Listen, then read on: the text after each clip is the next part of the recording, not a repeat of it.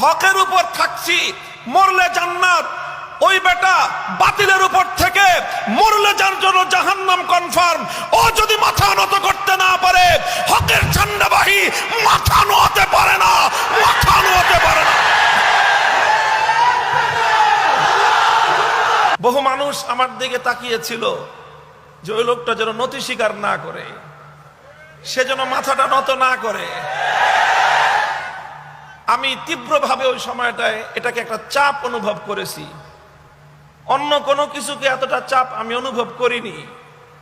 আমার জেল হতে পারে, আমার কঠিন শাস্তি হতে পারে, বড় ধরনের হয়রানির শিকার আমি হতে পারি, এটাকে আমি অত বড় চাপ অনুভব করিনি। আমি যেটাকে চাপ অনুভব করেছি সবচেয়ে বেশি, সেটা হলো এই যে হাজার হাজার ইমানদার, মুখলেস, নিভৃতচারী আল্লাহওয়ালা নারী, পুরুষ, বুজুর্গ, তারা সবাই তাকায় আছে আমার দিকে। তাদের হৃদয়ের কামনা ছিল ও যেন ওর কথা, ওর ভাষা যেন নরম না করে। এই জিনিসটা আমি অনুভব করেছিলাম।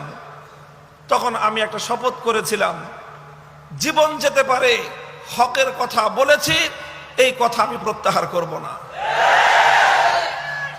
চেতনা ছিল আমার একটাই। হযরত ওমর ফারুক রাদিয়াল্লাহু তাআলা আনহুর একটা কথা আছে, হাদিসের পাতার মধ্যে উল্লেখিত হয়। হযরত ওমর এসে রাসূল সাল্লাল্লাহু আলাইহি ওয়াসাল্লামকে একটা কথা বলেছিলেন, ইয়া রাসূলুল্লাহ, আলাসনা আলাল হাক্কি ওয়া হুম আলাল বাতিল। হুজুর, আচ্ছা বলেন তো, আমরা হকের উপর আর ওরা বাতিলের উপর, কথাটা ঠিক আছে কিনা? হুজুর বলেন যে হ্যাঁ, ঠিকই, আমরা হকের উপর আর আমাদের শত্রুরা হলো বাতিলের উপর। এরপরে হযরত ওমর বলেন যে আলাইসা কাতলানা ফিল জান্নাহ ওয়া কাতলাহুম ফিন নার। হুজুর, আরেকটা প্রশ্নের জবাব দেন, আমরা হকের উপর থেকে যদি মৃত্যুবরণ করি তাহলে খোদার জান্নাত হবে আমাদের ঠিকানা, আর আমাদের প্রতিপক্ষ বাতিলের উপর থেকে যদি ওরা মরে তাহলে ওরা যাবে জাহান্নামে। কথা ঠিক আছে কিনা?